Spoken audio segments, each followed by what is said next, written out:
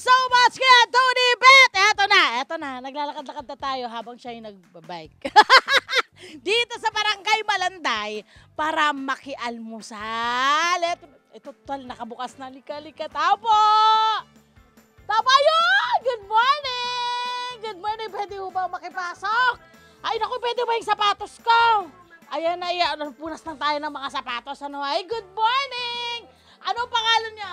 Rhea po. Hi, Rhea! Ito naman si Nanay. Hi, Nay! Magandang umaga! Ay, Kumusta ang umaga mo? okay naman. Okay na okay. Ayan, eto na tayo. Tingnan mo naman yung mga pagkain nila rito, ha? Nakatakip talaga. Paano ba yung pagkain natin ngayon dito, ate? Ano tayo? Chicken po. Tsaka po isang bangsilog. Yan. Yes. Tsaka po isang tosilog. Tsaka po isang tapa. Ganyan ba kayo lagi dito? Pag kayo kumakain, may partner-partner. Ganun po talaga, ma'am, para mas masaya. Yan, ang taray! Siyempre, gusto nating malaman mula saang probinsya po ba kayo? Taga Daraga Albay po kami, Bicol. Kayo rin ba, nanay, galing down? Sa Daraga Albay. Bumabalik ka pa ba doon? Matagal na. Kasi hindi na ako nakakalakad ng gusto. Namamaga ang tuhod ko. Siyempre, gusto mong makabalik doon kahit pa paano. Oo, dahil Nandun ba yung mga kapatid mo? buhay pa. Pero magulang ko patay na. Ay, siyempre, kakain tayo rito. Hala, ano ba ang type nyo rito? Siyempre si nanay, sigurado ko dito yung sa bangsilog niya. Ayan. Okay, magkumustahan tayo dito, ha? Siyempre, bukod doon sa mga probinsya, alam na natin na taga-Albay sila, ba? Paano ho kayo dito napunta, Nay? Nung buhay pa yung asawa ko, dito nagatrabaho. Ngayon, sabi niya, mas mabuting dito na daw kami, nangupahan kami. Oo, kasi nga, mahirap naman yung pupunta-punta kayo doon. Ang buong pangalan niyo po ay? Araceli Nacion Millena. Ayun, yun yung apelyido niya. Yung inyong asawa ay taga-Daraga Albay. Parehas, magkasunod ang baryo namin. Magkasunod ang baryo niyo. Ilan ang naging anak po ninyo? Naku, marami, 8. Ay, ang saya! Nasaan na ho sila ngayon? May mga asawa na. Meron sa Burgos sila nakatira. Oo, dito sa Rizal. Oo. Ako nakikitira dito sa bunso ko. Ayun. Anong pakiramdam na yung iyong nanay, ngayon nakasama mo pa rin. Dati, yung mga nanay natin yung nag-aalaga sa atin. Ngayon naman, ito naman yung pagkakataon natin na maibalik sa kanila yung pag-aalaga. Kumusta? Okay lang po. Kasi ano naman po kumbaga po sa akin na po siya binili ng tatay ko bago po mawala ng buhay yung tatay ko po. Oo nga, talaga namang precious yun at lalo na't nag-iisang magulang na lang. Anong pakiramdam na yung anak po ninyo inaalagaan ho kayo? Masaya. Oo. Kasi dito ako nakatira sa kanila. Oo. Masarap din ay masaya pala ang may maraming anak. Kumusta ilan na ang apo ninyo? Ilan ba yun? Bali po 25 na po yung apo niya. Apo. Kailan kayo nagkikita-kita? Madalang na po kasi may kanya-kanya po kaming pamilya. Pero apo, yung dalawa ko pong kapatid, madalas ko pong nakikita kasi po tumatawid po kami sa Burgos. Kumbaga pupunta po kami, pumapasyal po kami. Kasama po yung nanay ko. Ay, talaga. Anong ginagawa nyo? Sinasakay nyo na lang siya or ano ba? Meron siyang Tricycle po. tricycle. Ngayon, pag nandito ka, saan-saan ka pumupunta rito? Diyan palakad-lakad ang barangay sa umaga para mabanat itong tuhod. Exercise! Ng mga ilang minuto yung mga ginagawa nyo pagtatrabaho dito, ay paglalakad dito. Hanggang gusto ko. Hanggang kakayanin. Anong trabaho mo?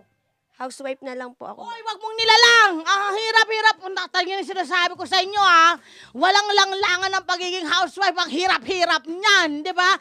Para lang sa kaalaman ng mga ibang hindi nakaka-appreciate kung gaano katindi ang housewife. Anong oras ka gumigising at anong ginagawa mo maghapon? Gumigising po ako 4:30 ng umaga, tapos po tuloy-tuloy na po hanggang gabi. Di ba? Opo. Ano-anong mga ginagawa mo?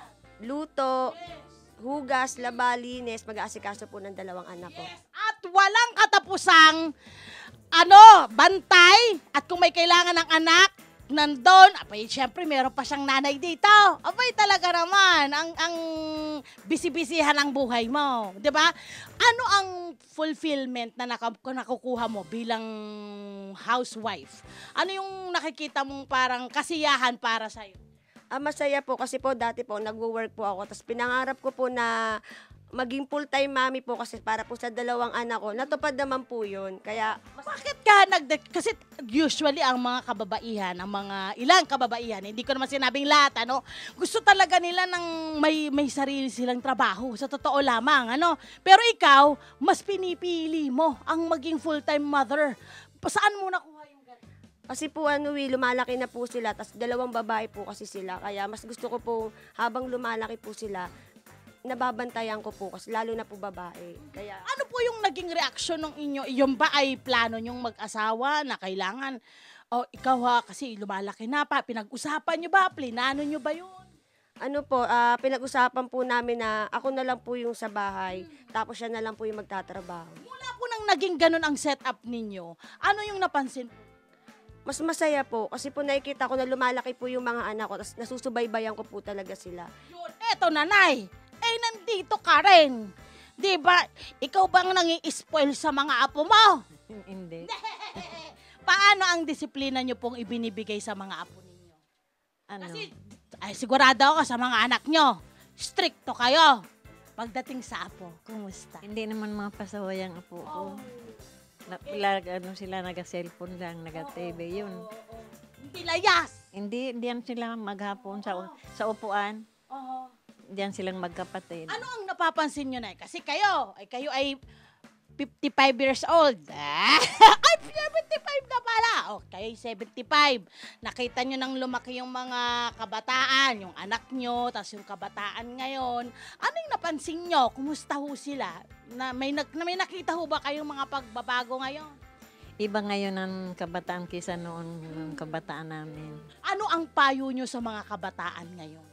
Na pwedeng parang pwede nyo pong i-share sa kanila doon sa mga kabataan kagaya nung kaedaran ng mga anak. Kasi noon walang cellphone eh. Oo. Kaya sila ngayon na sila sa cellphone. Oo. Hanggang maghapon, hanggang gabi, kakain, tapos magsi-cellphone. Anong sa tingin yung maipapayo nyo sa kanila? Ay, hindi na ako sa kanila dahil siyempre nila kagustuhan. Pakonting-konting ka na lang payo. Ano kadalasan ang pinapayo nyo po sa mga apo ninyo? Pag oras ng kainan, kumain muna, saka mag-cellphone. You know, talaga ngayon, hindi nyo napapigilan kahit itali nyo yung kamay. Bawal naman ho yun, ha?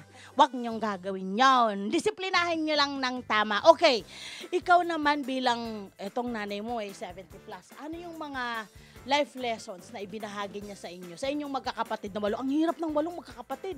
Sa totoo lamang, isa nga lang tumbling na eh. O, diba?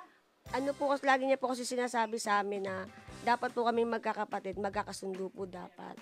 Tsaka po kung sino may kailangan na isa, lagi po sanang magtulungan po. Walang bilangan, walang parang yung kung ano yung naitulong, anong tawag doon? May tawag doon eh. Ha? Yun, ayan, sumbatan! Ay, naku, lason! Ang sumbatan, lason. Nay, 8 anak eh. Yun na lang pala. Gusto kong malaman sa inyo. Naku. Pero ito na nga, ang tanong ko lang sa inyo, sa 8 anak po ninyo, kasi mahirap pong magpalaki talaga ng mga anak. Ano ang naging sikreto ni Nanay Araceli para yung mga anak niyang 8 ay mapalaki niya ng maayos? Tutok din ho ba? Ay, doon kami sa probinsya. Ayun.